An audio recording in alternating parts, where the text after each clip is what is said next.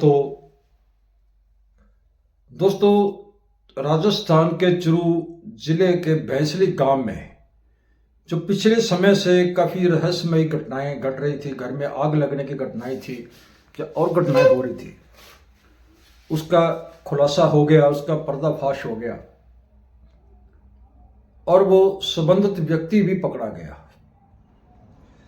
इसके लिए सबसे पहले तो चुरू जिले का पुलिस प्रशासन जिन्होंने एक सराहनीय काम किया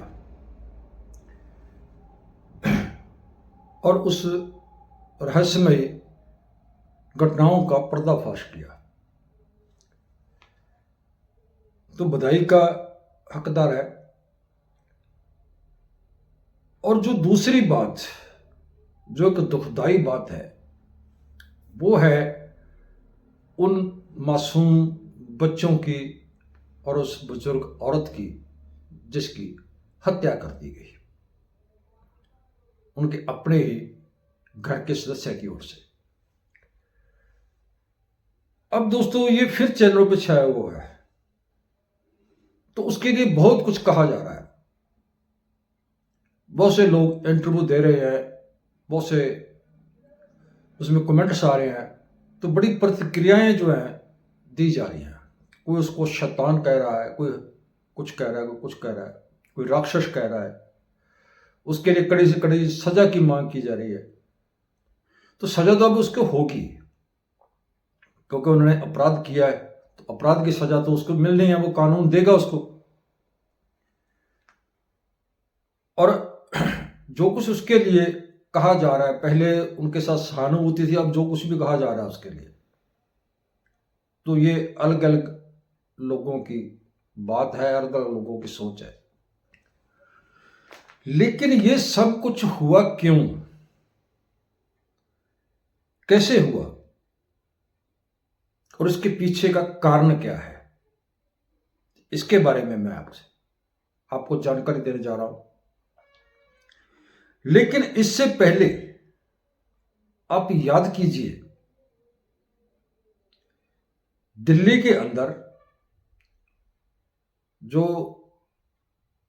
2018 में एक ऐसा ही कांड हुआ था जिसको बुराड़ी कांड के नाम से जाना जाता है, और घर के 11 सदस्यों ने सामूहिक आत्महत्या कर ली थी। और वो केस भी जो था वो इंटरनेशनल पद्धर पर चर्चा में आया था कि अचानक एक ही घर के 11 सदस्यों की आत्महत्या का मामला, तो वो काफी चला। अब ये दूसरा भैंसली गांव का जो ये कांड है, तो वहां पे पारिवारिक मेंबरों ने, सदस्यों ने सामूहिक आत्महत्या की थी और यहां पर पारिवारिक मेंबरों का मर्डर किया गया। लेकिन इन घटनाओं के पीछे तर्क क्या है, कारण क्या है, यह समझने की जरूरत है। माना कि भूप सिंह ने बहुत बड़ा अपराध किया है जो ना माफी योग्य है, और माफी तो मिलेगी नहीं उसको, वो कानून को सजा देगा। अब ये तो दो जो कांड है या दो केस है, ये तो हाईलाइट हो गए, मीडिया ने हाईलाइट कर दिया, लोगों तक पहुंच गए। लेकिन कितने ऐसे कांड हैं जो हमारे साथ समाज में घटित होते हैं, लेकिन वो इस तरह लोगों में हाईलाइट नहीं होते। और इसके बारे में सबसे महत्वपूर्ण जो है कि ये ऐसे घटनाएं, ऐसे कांड क्यों होते हैं, उसके पीछे कारण क्या काम करता है, वो मैं आपको बताने जा रहा हूं।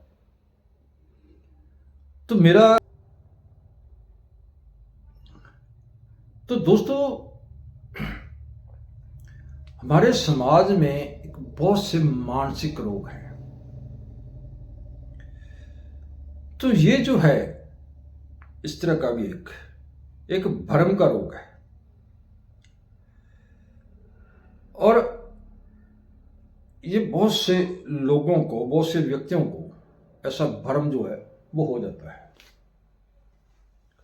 और इस भ्रम का जो शिकार व्यक्ति है,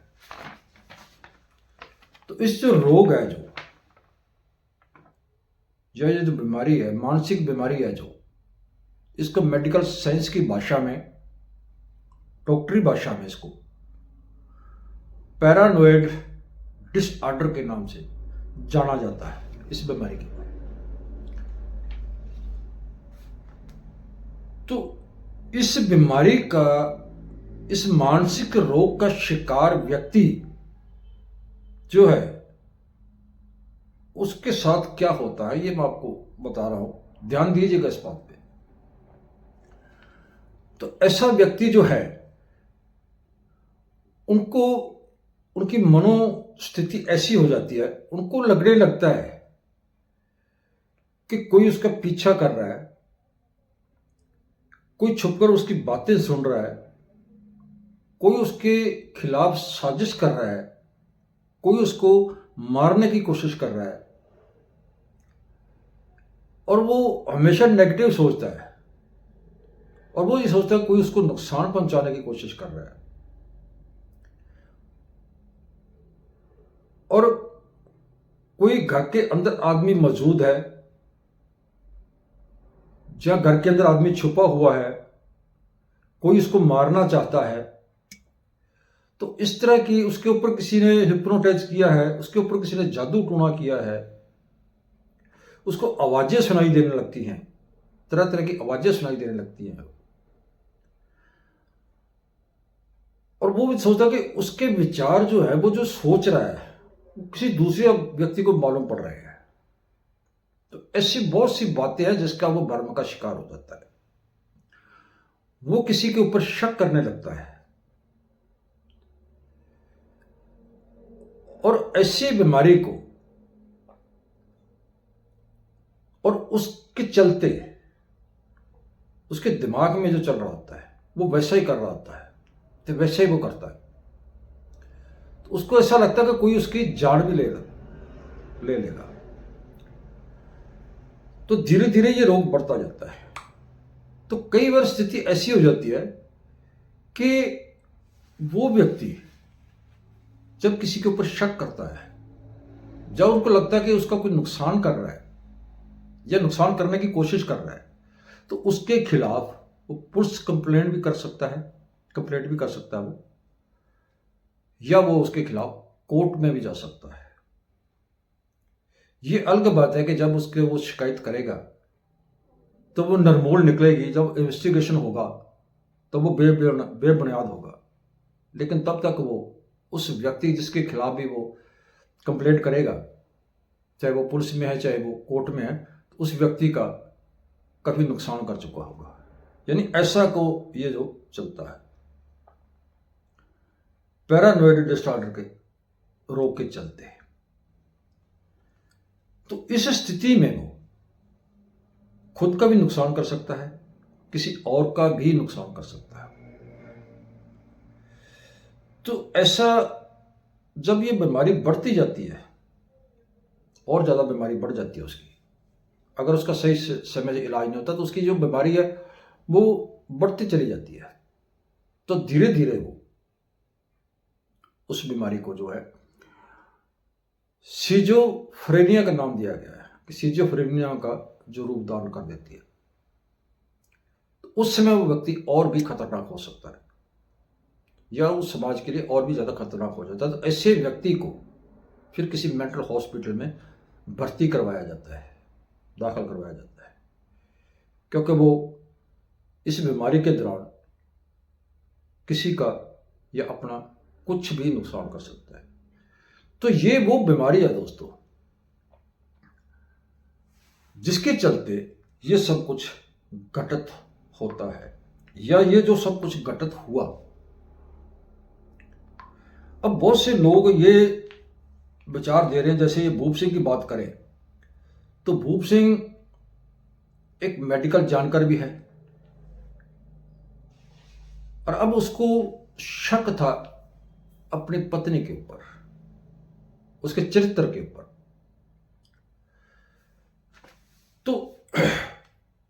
इस शक के चलते या उस बीमारी के चलते, उस बीमारी की वजह से जो उसके अंदर शक पैदा हुआ, पैरानोइड डिसऑर्डर की बीमारी के कारण उसके अंदर शक पैदा हुआ और उन्होंने अपना उस पत्नी के चरित्र पर शक करना शुरू कर दिया।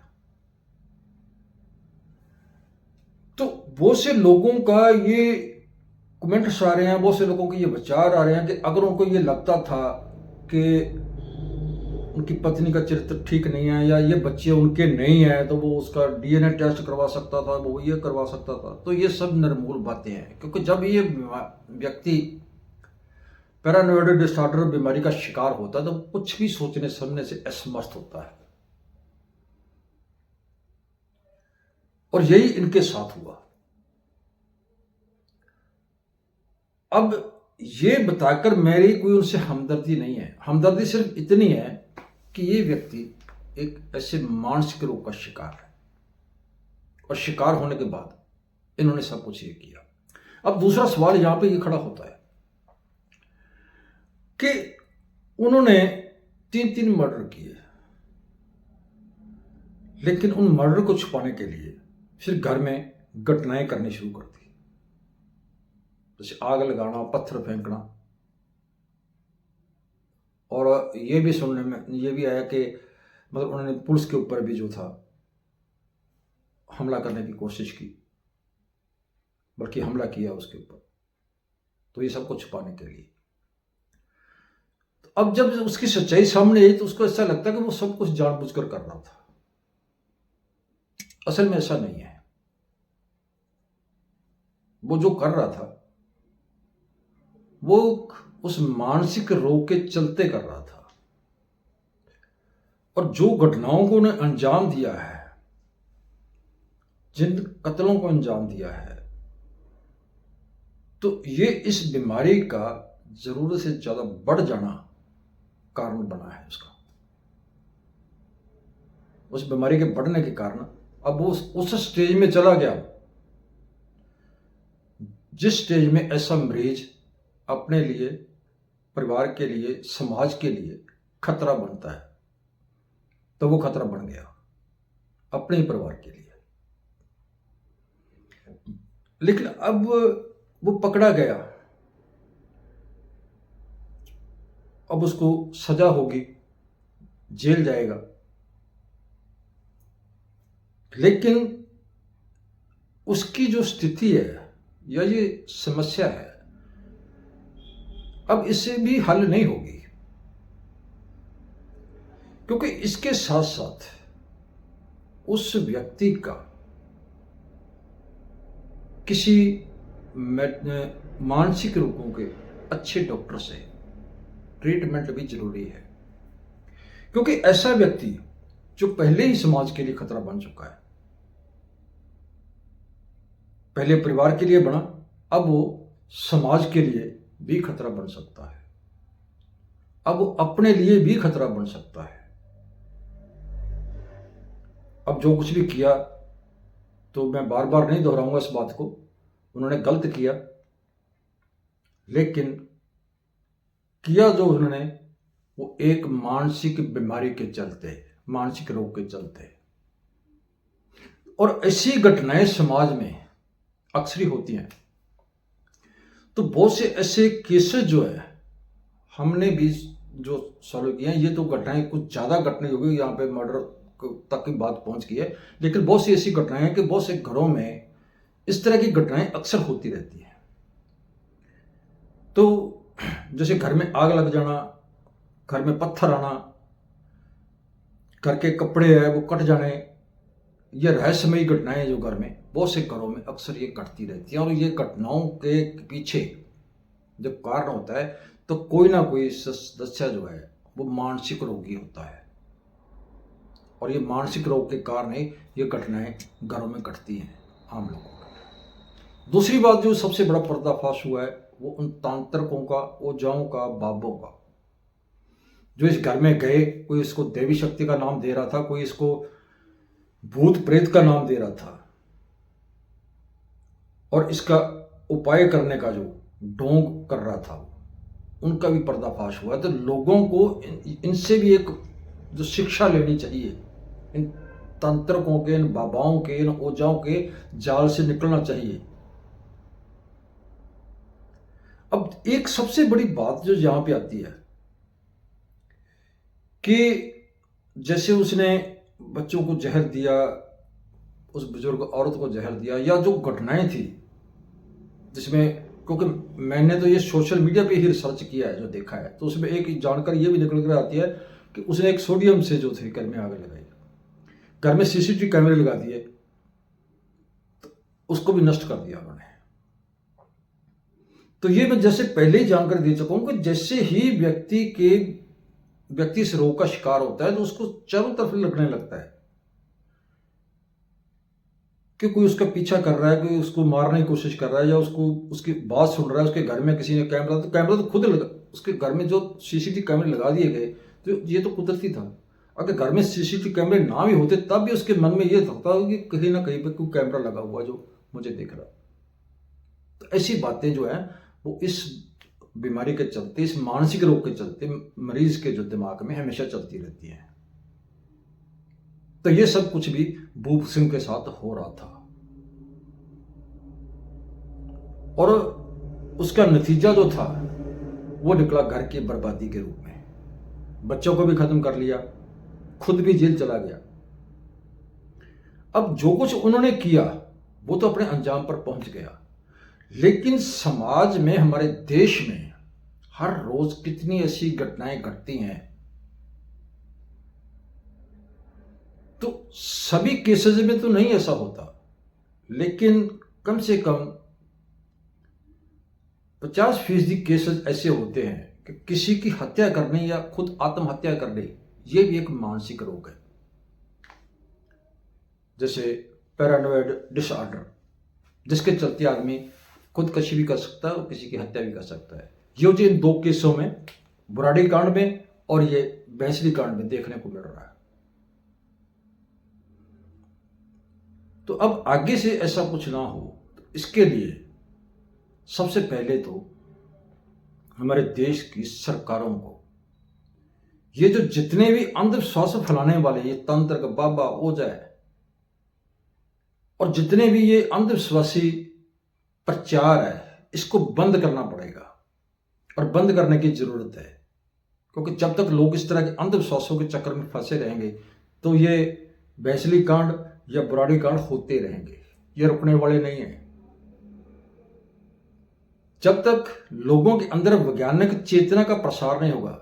अब ऐसी समाज को ऐसी शिक्षा की जरूरत है जिसके चलते उसके अंदर एक वैज्ञानिक चेतना पैदा हो,